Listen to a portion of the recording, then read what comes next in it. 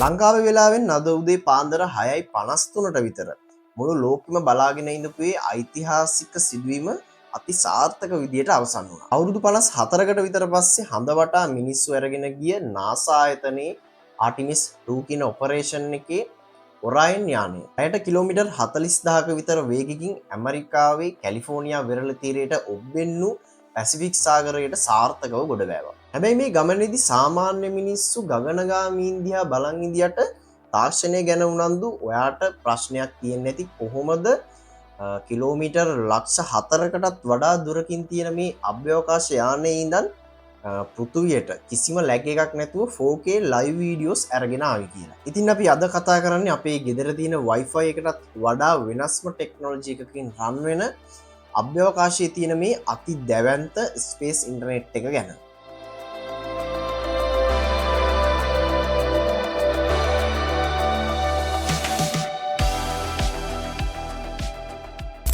සාමාන්‍ය web අඩවියකට connect වෙනවා වගේ කිලෝමීටර් ලක්ෂ ගානක කනෙක්ෂන් එකක් හදන්න ලේසි නැහැ. පෘථුවිය තමන්ගේ අක්ෂය වටා කැරකෙන හින්දා එක ඇන්ටනාවකින් අභ්‍යවකාශ යානයකට සිග්නල් යවන්නත් බෑ. ඉතින් මේ ප්‍රශ්නය විසඳගන්න NASA එක පාවිච්චි කරන්නේ DSN. එහෙම නැත්නම් Deep Space Network කියන දැවැන්ත රේඩාර් ඇන්ටනා ජාලය. එයාලා ලෝක සිතියමේ අංශක 120න් 120ට දුර හිටින විදිහට ඇමරිකාවේ ස්පාඤ්ඤය ඊට පස්සේ ඕස්ට්‍රේලියාව කියන රටවල් තුනේ අඩි 230ක් පමණ පළල අති දැවැන්ත රේඩාර් මධ්‍යස්ථාන 3ක් පිහිටවලා තියෙනවා. ලෝකේ කොහොම කරකුණත් මේ මධ්‍යස්ථාන තුනෙන් එකක් අනිවාර්යයෙන්ම ආටිමිස් යානයේ දිහාට එල්ල වෙලයි තියෙන්නේ. මේවා තමයි අභ්‍යවකාශයේ තියෙන ඩේටා පෘථිවියට ගෙන්න ගන්න ප්‍රධානම ගේට්වේස් විදියට වැඩ කරන්නේ.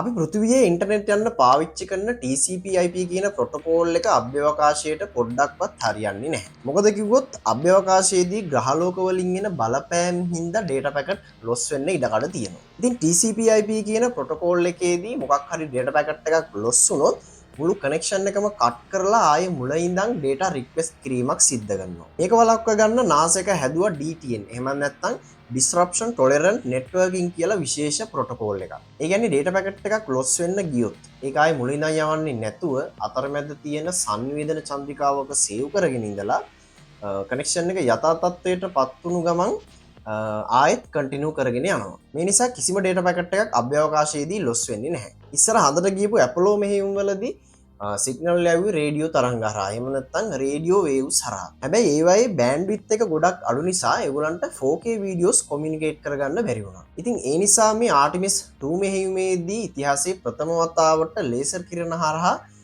ඩේටා සෙන්ඩ් කරන ටෙක්නොලොජි එක පාවිච්චි කළා. මේක හරියට අභ්‍යවකාශයේ ආලෝකය හරහා වැඩ කරන ෆයිබර් ඔප්ටික් කේබල් එකක් වගේ. මේ අධිතාක්ෂණික ලේසර් කිරණ හරහා තප්පරයට මෙගාබයිට් 260ක වගේ හයි ස්පීඩ් එකකින් අභ්‍යවකාශයේ ඉඳන් පෘථිවියට data send කරනවා. මේ ඔක්කොම තාක්ෂණයන් පාවිච්චි කරලා ආලෝකයේ වේගයෙන් data receive වුණා. කිලෝමීටර් 384000ක් වගේ දුර ඉඳන් ලේසර් කිරණයක් පෘථිවියට ළඟා වෙන්න තප්පර 1.28ක වගේ කාලයක් ගත වෙනවා. ඒ කියන්නේ පෘථිවියේ ඉඳන් කමාන්ඩ් එකක් යවලා ඒකට රිප්ලයි එකක් එන්න අනිවාර්යයෙන්ම තප්පර 2.5කට වඩා වැඩි පින් එකක්. එහෙම නැත්නම් latency එකක් තියෙනවා. අපි සාමාන්‍යයෙන් ඔන්ලයින් ගේම් එකක් ප්ලේ කරද්දී පින් එක මිලිසෙකන්ඩ් 200 වැන්නොත් අපිට ඒ ගේම් එක ප්ලේ කරගන්න අමාරු වෙනවා. හැබැයි NASA එක මිලිසෙකන්ඩ් 2500ක පින් එකකින් අභ්‍යවකාශයේ තියෙන අභ්‍යවකාශ යානයක් කන්ට්‍රෝල් කරනවා.